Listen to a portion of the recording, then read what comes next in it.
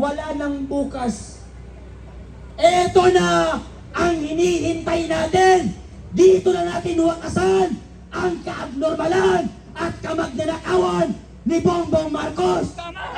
Saan ba pinapagawa yung mga peking birth certificate? Basta rekto, peke at scammer yan. Kaya pala ang daming durugista sa ating bansa dahil direktor mismo ng NBI ang nagpapagawa doon sa rekto ng mga peking pera. Kung may mga bayad kayo, dapat pasukin nyo ang bahay ng mga kongresista. Hindi kami. Si Renico, harap-harapan ang pagre-recruit sa mga estudyante para pumatay ng sundalo, pabagsakin ng gobyerno. Bakit hindi nasususpindi? Mga kamay, Kuya Par! Yan, buhay pa ba kayo? Buhay ko! Gising pa ba kayo? Gising ko! Antok na rin ako. Pero okay man yan kasi binabantayan tayo ng mga pulis. Pero, masakit lamang isipin mga kababayan na tayo ay hindi mga magnanakaw, pero tayo ang ginigipit ng NBI ni Matibag. Kung naaalala niyo mga kababayan, yung video ni Matibag dati na nag-viral, lumapit yung, ano tawag doon? Yung waiter, na pinagmamalaki nila yung bundle-bundle na pera, di ba? Ngayon, nag-viral! Anong sabi ni Boy Matibag? Peke yun, ginawa lang doon sa rekto puta. Kaya pala ang daming durugista sa ating bansa dahil direktor mismo ng NBI ang nagpapagawa doon sa rekto ng mga peking pera. Kapulisan, narinig na! Sa bibig niya yun! Galing mismo yan sa bibig niya. Binababoy na tayo! Hindi galing sa atin, galing sa kanya. Pangalawa, Mag-withdraw na kayo! yung si rekto na panay kuskus at dila sa puwet ni Bongbong Marcos. Nagkaroon kayo sa kinupkuman yung bagan! Pag naririnig ko ang pangalang rekto, ang pumapasok agad sa utak ko, scammer! Saan ba pinapagawa yung mga peking lisensya? Rito! Saan ba pinapagawa yung mga peking birth certificate? Basta rekto, peke at scammer yan! Kaya sana naman Boy Matibag at sa mga kapulisan natin, huwag kami ang bantayan nyo dahil maski piso, wala kaming ninakaw!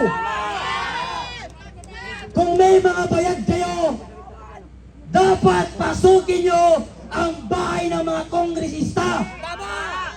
Hindi kami.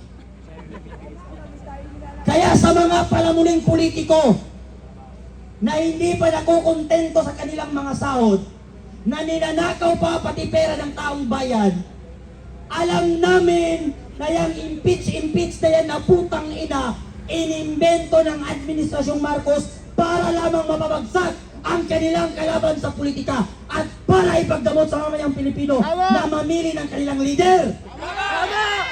Sindikato yan mga yan! Mga kababayan kong Pilipino, wala nang bukas. Eto na ang hinihintay natin. Dito na natin wakasan ang kaabnormalan at kamagnanakawan ni Bongbong Marcos. Tama! Kaya pumunta na kayo dito, na kayo mag-comment dyan. Kitangin na puro kayo comment. Balatan yan, bubugin na po tayo na pumunta ka rito. Bubugin natin yan. Yes! Putangin na, sige, salvod na si Trillanes. Pumunta ka rito, isalvod natin yan. Balatan! Pag lumabas kayo dito at hindi nag-comment, lahat ng request nyo, yan ang gagawin natin. Tama! Walang didiis na duwag! Walang DDS na duwag at lahat ng DDS puro matalino. Hindi kagaya ng mga vlogger ni Marcos. Marcos! Nagbayad ka na nga lang ng vlogger, bobo pa! Ka lang ng vlogger, pangit pa! Bobo na, pangit pa, lutang pa, adik pa! Pag ang amo, bangag, pati ang mga tagasunod niyan, puro bangag! Huwag nyo kaming takutin, Bongbong Marcos, putangin na. Ayan, nawawalang susi. Maraming salamat sa iyo. Motor yan, motor. Ganyan talaga ang DDS mapagbigay. Kung loyalista lang to, tingin sabihin na ikamay natin ito, ibenta natin pambili ng shabu. Diba? Kaya kung sino yung nakaiwan ng susi, andito ang susi natin. Andito yung ating susi. Kunin nyo lang dito sa ating MC. Para makuha natin kasi hindi tayo loyalista. Loyalista lang yan, putangin na. Benta nga ako ng motor nito, 500 lang. Susi pala ng Malacanang mga kababayan. Alam natin na hindi pa nila nauubos yung mali-malitang pera. Magbalato naman kayo kahit pambayad lang ng kuryente. Ang kakapal ng muka ng mga congressman sa House of Representatives, nandyan kayo para i-representa ang boses ng inyong nasasakupan, hindi para pagnakawan ang inyong mga nasasakupan. Ralph Recto, alam namin na kayo ang pumipigil para suspindihin ang bat ng produktong langis, tarantadong Recto na yan. Bago talaga yan, si Rector. Kung merong politikong dapat maglagay sa kanilang muka, si Libisti yun. Dahil pera niya mismo ang pinamimigay. Nagbigay ng ayuda ang gago. May picture o sana kung water lily kaso ang binigay niya, NEP. Nung tumakbo ang presidente yan, bangag na yan ang presidente. Anong panawagan niya? Pag ako ang nanalo, gagawain kong 20 pesos ang bigas. Ang bangag, ang bigas ngayon, 80. Ang shabu, bagsak presyo. Ayaw maniwala ng mga pulis, ayaw maniwala ng mga NBI, pumunta ka ng Baseco, Tondo, Cavite. Mga bata, rugby boy na. At yan yung dahilan kaya binuo ang war on drugs. Kaya sa mga bobong kakamping, bobong mga dilawan, at mga corn beef, itigin yung kabobohan ninyo. Ang ingay-ingay ng mga congressman na yan pag ang pinag-uusapan war on drugs. Pero bakit kapag buhay ng mga estudyanteng ginahasa, pinagpatay at pinagtripan ng mga kriminal, hindi kayo nag-iingay? Buhay ng adik ang pinag-usapan. Pero pag biktima, wala kayong ingay. Tama. Wala kaming pakialam sa buhay ng kriminal. Tama. Choice nila maging mahiya kayo Rizal Tiberos. Tama. Mahiya kayo Benny Mabanti Boy Dila. Mahiya kayo kung human right ang pinag-usapan mga... Yung si Luistro. Dahil kay Speaker, may akap. Dahil kay Speaker, may ayuda. Tapos sasabihin mo kay BP Sara, simple lang, pag walang kaso, humarap at sumagot. Luistro versus Luistro. Anong sabi niya? What I did. Tinago ko ang asawa ko kasi mayroong dahil wanted, dahil nanggahasa ang putang. Anong nangyari ngayon? Naging mayor ang gagong asawa niya na rapist. Ano naman ang sabi ni Peña Abante? Hindi namin susuportahan si BP Sara sa pagtakbo sa presidente. Benny Abante, walang bumoto sa'yo nung nakaraang eleksyon, gago. Kaya ka lang nanalo dahil inupo ka ng bayarang si George Garcia na Comelec. Tama. Appointed son of Comelec, si Benny Abante.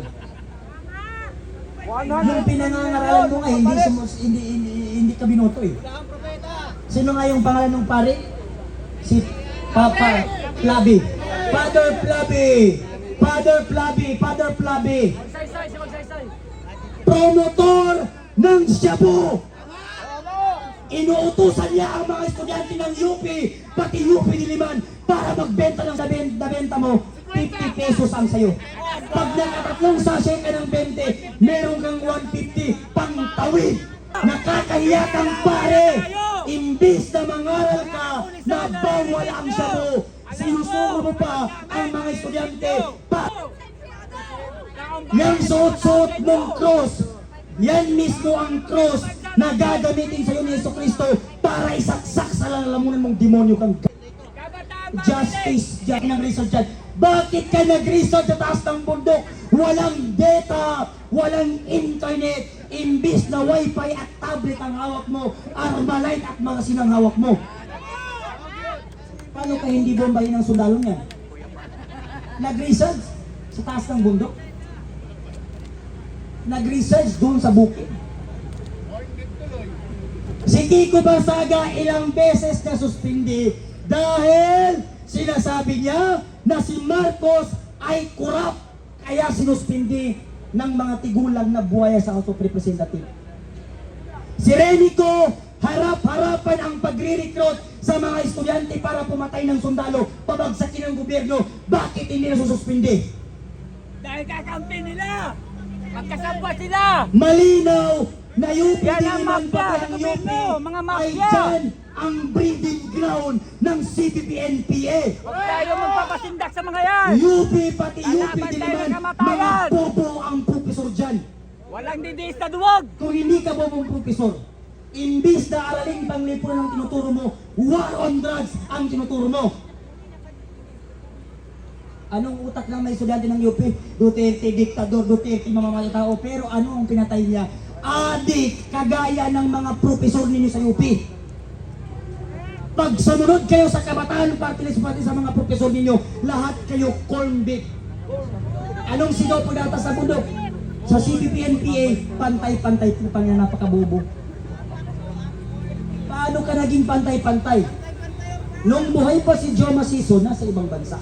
Yung recruiter nyo na si Renico, pati si Raul Manuel, nasa hotel, nakamansyon, nakakotse. Yung na-recruit na estudyante, kumakain ng daga, nabibilad sa araw. Saan doon ang pantay-pantay? Kaya sa mga congressman, humanda kayo. Dahil hindi namin kayo Panagutin tatantanan, natin! hindi namin kayo Panagutin! titigilan, pati Sisingilin itlog nyo, natin! lulutuin namin yan. Putang ina na! Panagutin ang Panagutin! lahat ng politikong sangkot sa Panagutin! korupsyon dahil napakaraming Pilipino ang nawala ng tiraan, napakaraming Pilipino ang namatay, mga kabataan na nagkasakit dahil sa bagyo, dahil hindi nila ginawa ang dapat gawin sa flood control, imbis na ipagawa sa flood control, pinaghati-hatian ng mga politiko ng mga gago, kaya panagutin silang lahat Tama! pag nagkataon. So, hanggang dito na lamang. Maraming salamat mga pulis sa inyong pagbabantay.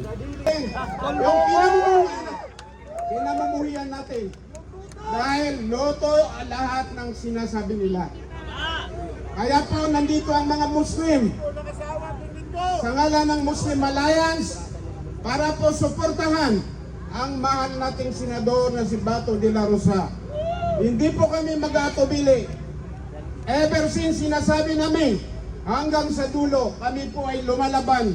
Kaya po mga kababayan, huwag tayong matakot, mag-iba ka tayo. Inshallah darating ang tulong ng Panginoon na nag-iisa. Assalamualaikum warahmatullahi ta'ala wabarakatuh.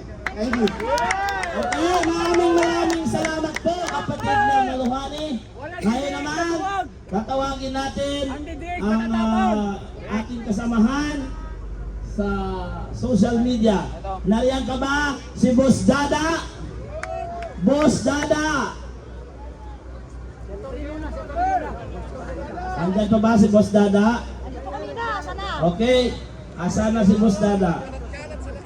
Boss Dada, daganan mo na si Matibag para di makahinga. Ay, wala na yata. Okay, next speaker, Attorney Manuel Luna.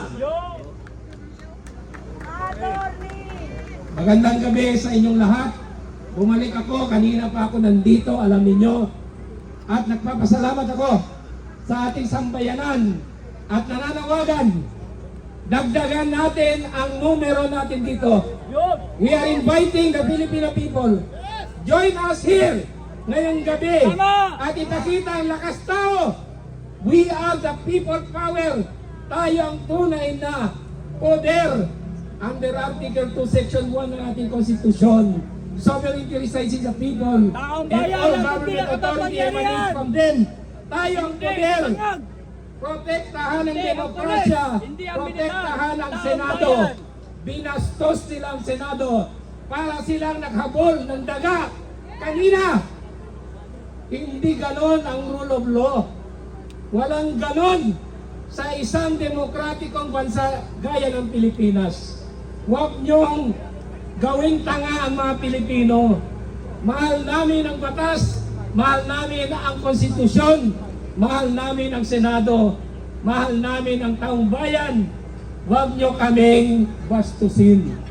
Please lang, NBI, kompanyero, matibag, magkasama tayo dati. Nung time ni President Duterte, alam mo na mali ang ginawa ng mga tao mo kanina. I-surrender mo yung 6 na yan na sinight in contempt ng Senado. Huwag mo silang protektahan. They have violated the law. Let the hammer fall, though the heavens cry. Ang ating Senado ay bastion of democracy just like our Supreme Court. Recently, ang ating Korte Suprema sa kaso ng Luna et al. Versus Soto, nag-issue ng order na pinapaliwanag si former Senate President Soto kung bakit binastos niya ang Korte Suprema sa impeachment decision ng Sara Z. Duterte versus House of Representatives. Kanina tinanggal siya as Senate President. Karma ba yan? Karma! Karma is real. Tama! Kaya huwag niyong bastusin ang rule of law. Huwag niyong bastusin ang mga institusyon. Respetuhin niyo ang Senado dahil karma is real. So, ang hinihiling ko lang sa ating mga kababayan, huwag niyong saktan ang mga pulis. Ang mga pulis ay may mga pamilya rin. Ginagampanan lang nila ang kanilang tungkulin. Hindi yan sila bastos. Sila ay mga huwaran din. May mga anak yan. They are here to protect us. Salamat sa ating mga kapulisan. Protect Senator Bato de la Rosa at all costs. Senate, protect the Senate at all costs. Protect the Constitution at all costs. Maraming salamat. This is former PACC Commissioner and TESDA Consultant, Attorney Manuelito Luna. Good evening. Magandang gabi, sir. Maraming salamat, Tony Manuel Luna. Mga kasamahan, maaari bang i-compress natin? Malayo yung iba. Maaari bang i-compress natin ang ating magdikit-dikit tayo dito.